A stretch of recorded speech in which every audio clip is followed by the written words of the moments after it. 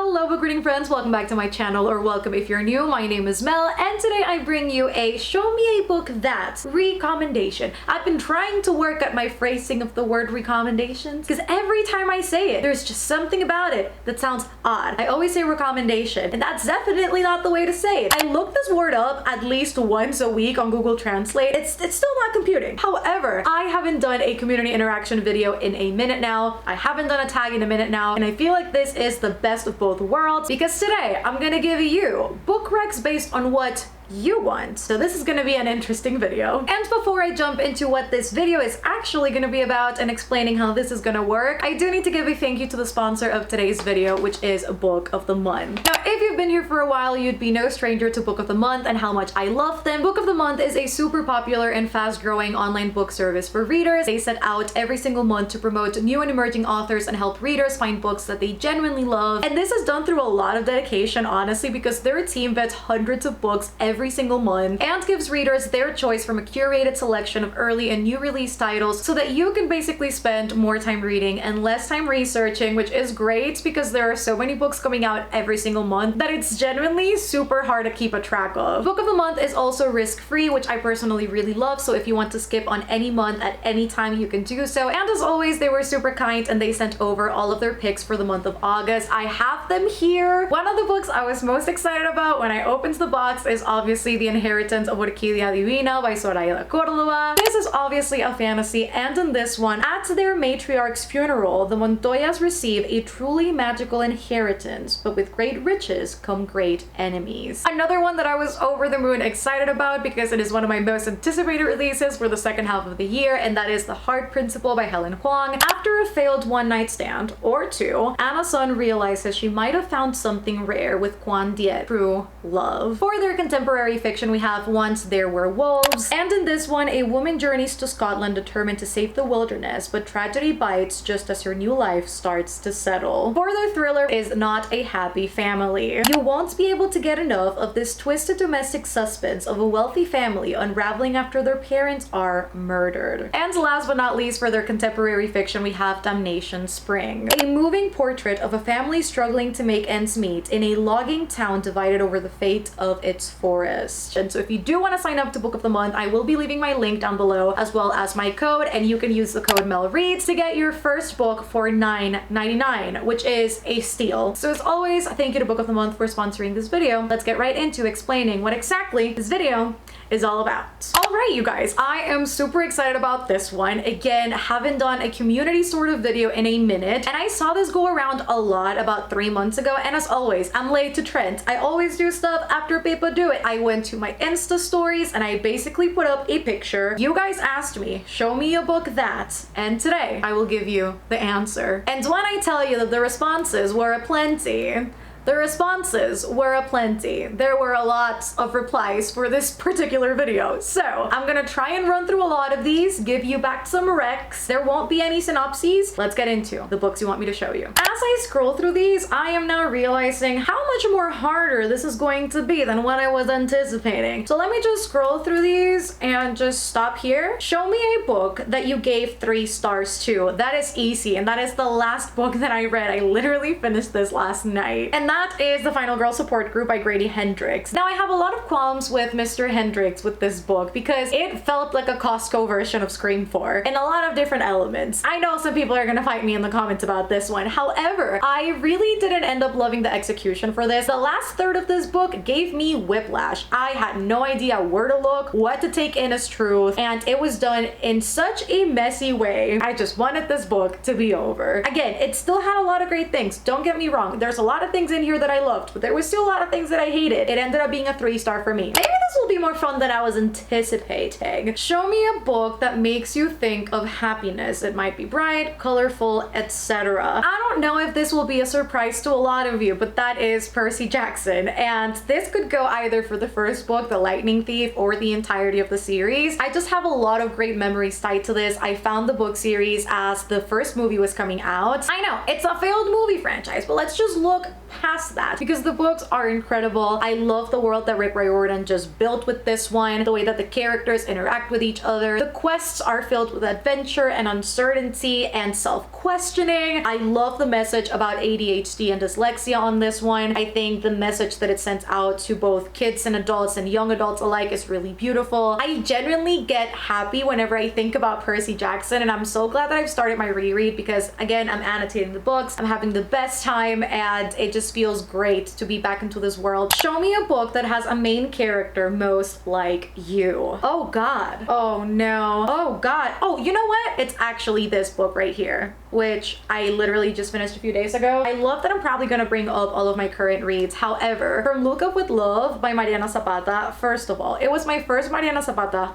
ever. I rated it 5 stars. It was a great time. You guys, when I tell you, sometimes I read books and I'm like, oh my god, I relate to that, or oh my god, I feel like, you know, the author understands me, like where my brain is at, and I've had several experiences like that, but I don't think I've ever had an experience quite like this where I've read a book and it was just hit after hit after hit, literally nailing it on the head every single time as to how I felt about such a wide range of subjects. Jasmine's relationship with her mom, like how she admired her mom so much and loved her so much for just being so resilient and surviving everything that she had gone through, is something that I deeply relate to. And then a lot of themes about working yourself too hard and giving up time with friends and family and not knowing really how to balance your life because all you can think about is sacrificing everything that you have in order to make it in whatever endeavor it is that you're, you know, embarking on. I was sobbing as I was reading this book, and whenever I kind of closed the book and I was like, okay, I'm taking a break, and I just thought about what was happening, I ended up crying even more, and I didn't think this book would get such a reaction out of me. Felt like Mariana Zapata was in my brain as she was writing a lot of these things, and it was a really beautiful book. I really loved this, so I would say it would probably, this is the one that comes to mind. I'm sure that if I asked like any friends, they would probably have a different answer than mine, but mine would be from Look Up With Love, Jasmine. I got a lot of made you angry, that you hated, that you wanted to punch. I got a lot of these. Like, this is, I feel like every time I scroll like 1 or 2 times, it just keeps coming up, like just made you mad. That would be Starfish. I know a lot of people love this book, and I completely understand why. I think the writing in this one is beautiful, like quite literally. Just, it read like verse, even though it was prose. It was really beautiful. It was poetic at times. I really enjoyed the parts that I did. However, the fact that some of these characters were so horrible, I think really deterred my enjoyment of this book. The mom in this book, the uncle in this book, a lot of just surrounding characters to Kiko, who's the main character, I just really wanted to punch them all in the face and like just fight it out with them and just see what their problem was. Like, just let me see if I can get it out of you. It was a freaking mom in this book. I just, I hated it. I really hated her. And while I gave the book 3 stars because I really loved a lot of things, it was the writing. I think the writing was the one thing that really redeemed this book for me, because it was such a short book. A lot of things felt underdeveloped in this book, which is why my criticism for this book is I feel it would be better if it was actually written in verse instead of prose, because then you can get away with it. I also don't love the fact that this book does not come with trigger warnings, because they are strong. The force is strong with this one. There are trigger warnings for sexual abuse, emotional and parental manipulation abuse, and then racism and suicide attempts. So I really didn't love the fact that I went into this book expecting a sad story, which again, sad stories have nothing to do sometimes with these sort of trigger warnings, and that nobody ever warned me, or nobody ever outwardly says what the trigger warnings are for this one. I just went into it with a completely different expectation, and so once I got out, I was like, Cowpile, where are you? Because I need help right now. Show me a book that got you into fantasy. Now, I will say, I will be honest, one of the books that got me into fantasy is by a person who shall no longer be named, or at least not in this channel. I don't promote that. I don't support that. So if it was not that, then The Mortal Instruments by Cassandra Clare, also have to be honest. I discovered the series around the time that the movie was also coming out, which is why my first book is in the movie tie-in edition, and I really loved the world. I think that's primarily what really got me hooked into this one. Besides the fact that the main two characters were really appealing to me, somebody who was almost like a chosen one figure, who was a complete outsider, who literally knew nothing of this world, the ins and outs, like nothing. Like when I say outsider, it's like she went through it. Like she had no idea about nothing, which in hindsight is what happens in most fantasy books. I guess Jace, who is the other one of the main characters, he was like incredibly like snarky, and he was not a bad guy. I think at the time I was so used to snarky, sarcastic, standoffish characters being bad, that when I saw Jace being the love interest and being kind of the companion, the mirror to Clary in a lot of ways, I really fell in love with that. And even beyond that, the world that Cassandra Clare has established with this one, I personally really love it. I had never read anything quite like it at the time, where tattoos gave you power and they were seen as beautiful things, where they had to battle demons and they were descended from angels. But I think Cassandra Clare is one of those authors that really understands her world through and through. She does have a formula to these books. They're all very similar when you go to different series, but that's not to say that I still enjoy them all, or most of them. Show me a book that you didn't like in the beginning, but turned out to be so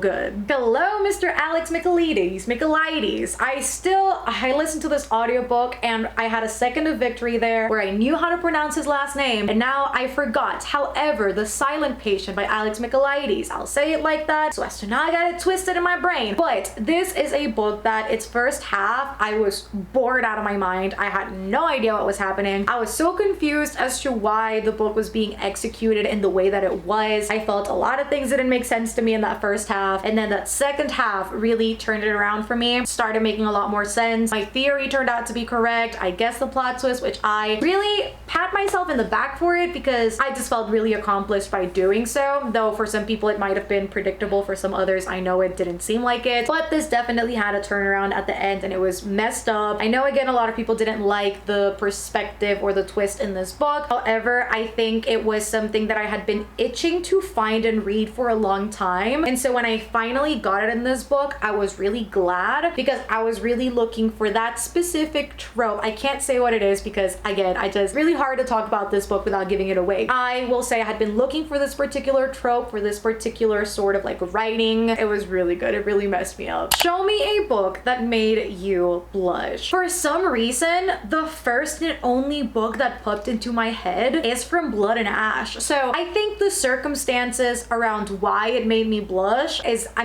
guess it's kind of funny in my head, but I started reading this book during a live stream. And if you've read this book, you would know that one of the first scenes in this book is kind of like steamy. I won't say smutty because it's like not full on, but like it's steamy. And I had my camera on and I started reading and I read the words nipple, mouth, and moan, and I was like, oh, okay. So I really wasn't expecting to get that so early on. I think it made me blush. I typically don't blush in like steamy scenes or like smut. I typically don't. But the fact that I was live and I wasn't really expecting that, I kind of like cringed and I was like, oh God, am I blushing right now? Can people see me? I think it was the atmosphere surrounding my read that really made me, I felt super shy. I felt like a little bit coy. Show me a book that made you gasp out loud. If you've been here for a minute, you wouldn't be a stranger to All Your Perfects by Colleen Hoover. Literally gasped out loud with this book. That sounded weird. Gasped. I really did gasp in this book, like a lot. And I think it was primarily just me trying to breathe. More so than like me being shocked, but I really do think I went at one point of the book because the last third of this book really made me sob my eyes out. One of the saddest books I've ever read, but it's also one of the best books that I've read. I really like the way that Colleen Hoover talks about marriage, not giving up even though everything seems lost. Like literally when you enter this book, it seems like there's no point in return. It was so poetic and heartbreaking, but also there's still hope even though it doesn't seem like it. And then the other one would be Thunderhead by Neil Shusterman. You guys, the ending of this book messed me up so hard because I was trying to kind of like figure out where it was going, and when I tell you the very last thing that happens in the book ties into another thing that happens, I think it happened like halfway through the book, and when I tell you I read that and I started choking on air, like on nothing. I was like I was screaming, I was gasping, I was just literally, I was I was stuck. I didn't know what to do. I didn't know how to react. I was screaming. I wanted to run. I wanted to walk. I wanted to throw the book. It got all of the reactions out of me. I love the ending of this book. I think it was a perfect ending to an already kind of like stressful book. Show me a book that has an angsty, really well done enemies to lovers where there is an attempted murder to one person. I have the book for you. These Violent Delights by Chloe Gong. First of all, there is an enemies, hear me out. There is an enemies to lovers romance in here. The romance is not the forefront of the book. It's the politics. It's the landscape. It's the atmosphere. It's a great book though. The way that this book constantly went hate to love, enemies to lovers, enemies to lovers, enemies, enemies to possibly lovers to hate to love to lovers. It was so good. And there is several murder attempts in this book. One carried out by one of the lovers. It's a Romeo and Juliet retelling. Just, you know, have that in mind. It's very like tragic. If you go into this expecting that the romance is going to be the forefront of this book, you will leave disappointed. So just know, this fits this prompt perfectly. Just don't expect romance every single page because you won't get it. But the angst though, the chemistry though, I can't wait for book 2. Show me a book that made you cry. Now arguably a lot of books that made me cry. Which one do I want to show you? Because honestly, one of the books that I have cried in the most was The Poppy War by R.F. Kuang. Now the reason why I cried in this book, it's because it's a historical fantasy fiction and it talks about the Sino-Japanese War. If you don't know what that is, it's literally one of the most horrific things that has ever happened that is not highlighted enough in history, and I really love the way that R.F. Kuang wrote the trilogy. I really think that if we tweak a little bit in the second book, it's a perfect series in my opinion. I love the ending of the series. It was carried out beautifully, and chapter 21, to nobody's surprise, made me sob. I think even though it doesn't happen on page, the fact that we get to hear about all of these things and how they truly did happen in real life, I think it was really heartbreaking to see how horrible mankind can truly be. And I think this book brings a lot of things into perspective. It really did establish a truly nuanced conversation about war and addiction and friendships, and oh my god, it was a really beautiful book. There are a lot of trigger warnings for this. I did a whole spoiler-free reading vlog if you want to check that out and see like all of the trigger warnings for this, so just beware of those if you are thinking about going into the Poppy War. Show me a book that you regret not reading sooner. I actually have a really interesting one for this, and I will bring up Pride and Prejudice. Now this was never required reading at school for me. My literature teacher made sure that he kind of picked out things that he knew people would be interested in, and for some reason, although this one did come up in class that people wanted to read it, it was never chosen for our particular curriculum for literature. And I am so glad that I read this. I read this for my Tom Hiddleston video, and I am so glad that I did. This book is the example, just the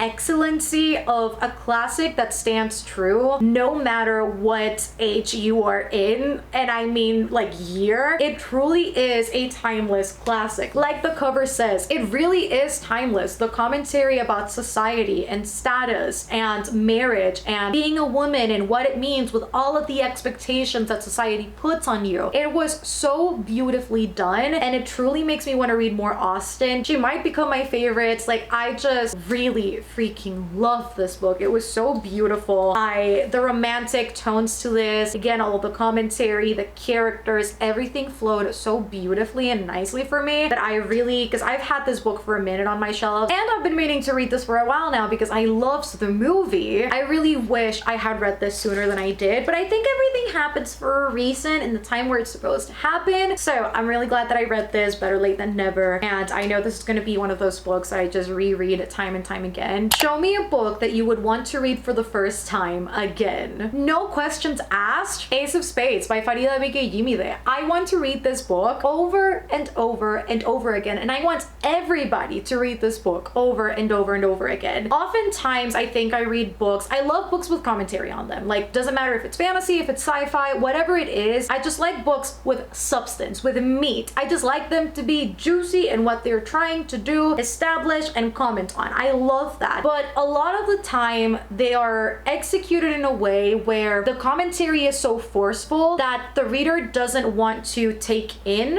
the commentary. This one is done in such a beautiful way. Like, if you don't end up loving this book, I would would love to know why. This book was written from a place of experience and education and knowing what you're talking about and why you're talking about it and what you're trying to accomplish and what you do and did. Farida really just nailed it with this book, and who would have thought that by grabbing both of those inspirations, like Get Out and the Gossip Girl portion, you would have the best combination and conduct for that story. And it works. It works so well. It works perfectly. And I would reread this book time and time again. I really wish I could read this for the first time and experience all of the shocking plot twists and all of the crazy stuff that happens in this book, because it's literally insane. I love this. Show me a book that is a veteran on your TBR. Oh god, I unhauled Red Queen. So I would say the oldest one that I owned that I hadn't read was Red Queen. Let me turn around and look at the shelves. So I've decided to make this a compound answer. Now, a book that has been a veteran on my TBR, so a book that I have owned for a long time that I have yet to read, is Magnus Chase. And this is, what is this? The Sword of Summer. This is the first book, and I bought this book such a long time ago. I love Rick Riordan's writing. Again, I've already talked about Percy Jackson. Love it, adore it. Tears of Olympus, love it, adore it. I haven't finished the series yet, but I freaking love it. And this is a book that I started such a long time ago. Like, I started this, like, what year did this even come out? Because I bought this book when it came out. This book came out in 2015. So started this book around that time. Never finished it. So in terms of a book that has been on my shelf the longest that I have yet to finish, Magnus Chase. If I'm talking about a book that has been put on TBRs time and time and time again, which is a pattern with this author, and I just can't. You guys would know what it is if you've been here for a minute. That is Six of Crows by Leigh Bardugo. Now, if you've also been here, you'd know that Ninth House was a similar situation to this. I started Ninth House, read 20 pages, softly DNF'd it, wasn't really feeling it, and then I went back to it, I read it, I loved it, and I read it after putting it in like 6 different TBRs, I think. It was like a crazy situation like that. Six of Crows is a book that I've had on my TBR countless of times. Why have I not read this yet? I mean, I read 68 pages of this. Why have I yet to finish this book? I just don't click with this book ever. I've tried to read this book in 5 different instances. Several times I read the first chapter and I just can't get past it. This was the most that I read of this book, and I remember everything that I read. I just really haven't carried through with Six of Crows. I know it's a lot of people's favorites. Will it ever be mine? I don't know. I did get the audiobook, see if that way I can actually power through this book. This is definitely a veteran because it's just been on so many TBRs at this point that it should be shameful, which I mean it is, and it's also ridiculous. So Six of Crows. Show me a book that makes you feel represented. Again, to nobody's surprise, I'm gonna bring up The Poet X by Elizabeth Acevedo. I think as far as Latin authors traditionally publishing in the US, I think Elizabeth Acevedo has done her job to highlight as many things about the Latin culture as she possibly can. I really love this book. It's written in verse. It goes by super quickly. The audiobook for it is also, it's the most beautiful thing ever. It's short. You can get it done super quickly. But this book, the food references, the musical references about, again, the Latin culture and the way that it's like to grow up in a Latin household with all the different expectations, with all the different beliefs, with all the different everything. Like, it's just so beautiful. And granted, there are a lot of things that aren't going to be relevant for a lot of people reading the book, but I think it's still such a beautiful story. I know a lot of people didn't like the main character in this one, but I think the ones of us who do love this book love it with our entire hearts, and I'm just so happy about that because it's one of my favorite books of all time. So I would say if there's anything in this shelf in particular that I have read, because there's still a lot of unread stuff here that I feel really represented by, it would be The Poet X. Show me a book that is popular and you didn't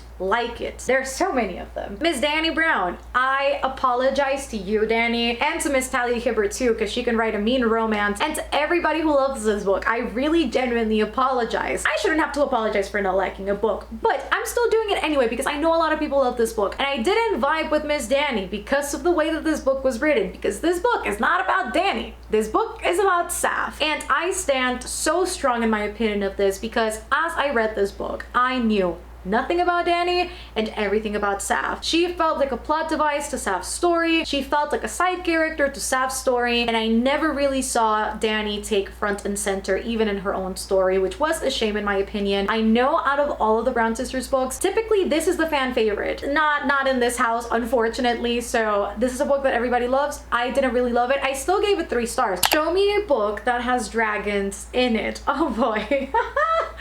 Oh boy. So one that I read super recently because it was a Patreon book club pick, and that is The Priory of the Orange Tree by Samantha Shannon. There are dragons in this book. However, I wish there were more dragons in this book. If you know this book, you know what I'm talking about. And if you just know. However, there are dragons in this book. They're awesome. They're literally incredible. I just wanted more dragons. I will also talk about a book that I haven't talked about on my channel ever, but they're here. They've been on my shelves. And that book is Fire and Blood by George R.R. Martin. Now, this is part of the Game of Thrones series, obviously, and it's a gorgeous book. I bought this for my brother a while ago when I went to makeup school in New York, and honestly speaking, I really want to read Game of Thrones. So we'll see when I do read Game of Thrones. Maybe I'll make a reading vlog out of it. I think it'd be interesting. Really don't know, but I reached for this because it's at the top of my bookshelf, and this one is kind of like a history book of sorts about what came before Game of Thrones, basically, and it's about the Targaryens. If I am also, yes, I really want to get through the Game of Thrones books one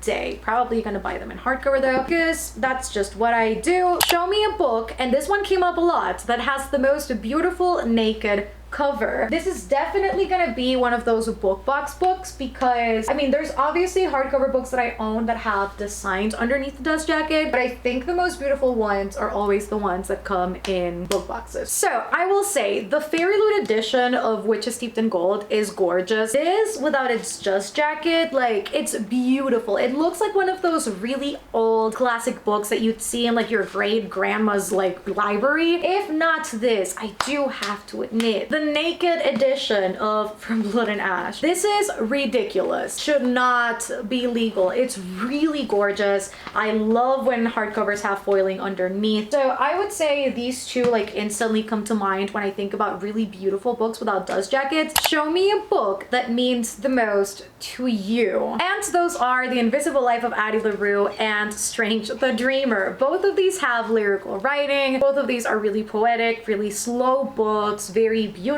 and these are both books that talk a lot about the feeling of inadequacy and being forgotten and what it means to truly make, I guess, a name and a life out for yourself, even though all odds seem to be stacked against you, even though there's a lot of uncertainty behind the action, even though you don't really know where life is taking you, the reassurance that it will always have a meaning, that it will always get better. I really love these books. I don't even remember what the question was. Why did I go to two sad books? Let's backtrack. What's this question? Right, means the most to you. Now I remember why. So both of these books I personally really loved. I've always kind of struggled with, I guess, the topic of dying without really making an impact and just not doing anything with my life that really has a meaning, I guess. I don't know. I've always struggled with that feeling, with that uncertainty. A lot of the time I feel like I'm lost and don't really know what I'm doing or where I'm going. And so both of these books, for very different yet similar reasons, were very reassuring for me. But also Act Your Age, Eve Brown was another book that kind of dealt with the same feelings. And I think because this was set in more of a contemporary setting, and it also talked a lot about like ADHD and kind of finding your way, even if you know, people tell you that you are lost. I really liked the execution of this one as well. I really thought it was beautifully done. And whenever I think about these books, like I get emotional, like I want to cry, so let's not get into that. Ooh, a book that matches your outfit. And those would be The Jasmine Throne, literally matches perfectly, and then The Unbroken. Both have the same color pattern. They're beautiful, they're gorgeous books, and they match perfectly with me at the moment. I know a lot of people will love this one. Show me a book that gives you Taylor Swift song vibes. I think this is my favorite Taylor Swift album, is Speak Now. For some reason, I just thought of Sparks Fly. I am going to bring up this book, which will be probably a surprise to no one, and that is People We Meet on Vacation by Emily Henry. I really think sparks just fly with Poppy and Alex. They are literally perfect. It is a friends to lovers romance, and this set the bar so high for friends to lovers. I really love the execution for this. It is slow burn, it is angsty, equally heartbreaking as it is beautiful. Everything about this book is perfection. I genuinely want to reread this book and annotate it. It'll happen soon. I just know it, because anytime I think about this book, I'm just like, why did I not annotate this upon a first read? Like, I genuinely don't get it. I don't know why and how my brain went here, but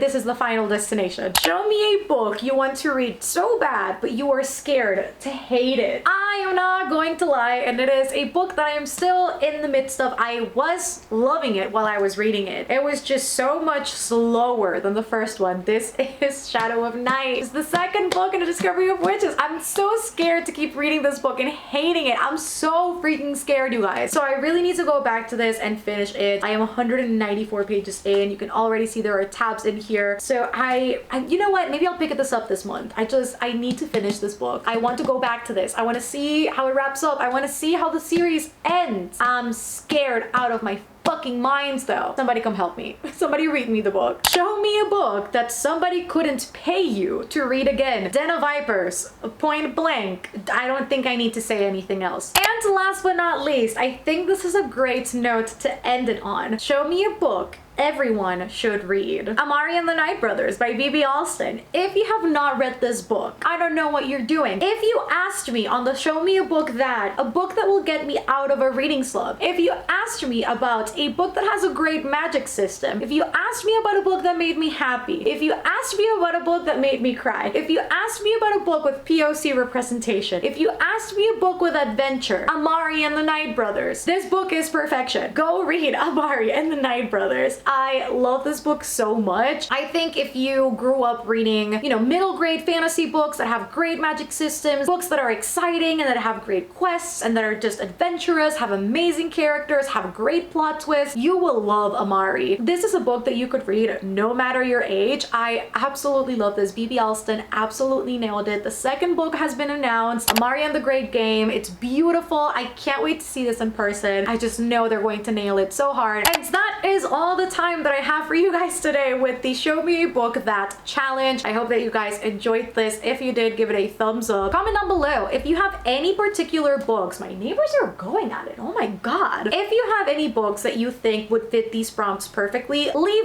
all of them down in the comments below, because I'm sure that you guys would have very different recs than I do, and I'm sure I missed some books that you guys think should be on this list based on what I answered. If you reach the very end of this video, let's leave a cell phone emoji down below, or a computer emoji, whatever electronic you want. I don't know why that just came into my head, but I guess that's what we're going for. Leave that emoji if you reach that. Why am I so confused? Just leave it down below, I guess, if you reach the end of the video. Don't forget to subscribe down below if you haven't already for more bookish content. I am constantly uploading videos that I am sure you do not want to miss. And if you want more exclusive content from me, I do have a Patreon. We call ourselves the Citadel, and there is constantly stuff going on there. We have movie nights, buddy reads, a book club, a Discord server, podcast, early access to videos, exclusive content, exclusive live streams. There is literally so much going on. If you do want to join us, that link will always be down below alongside all of the links for my social media. Again, thank you so much to Book of the Month for sponsoring this video. Don't forget that you can check them out over at the top of the link in my description as well. And you can use the code MelReads to get your first book for $9.99. So again, thank you so much to them for sponsoring this video and for being as kind as they are. And yeah, I love you guys, and I shall see you on the next one. Bye guys.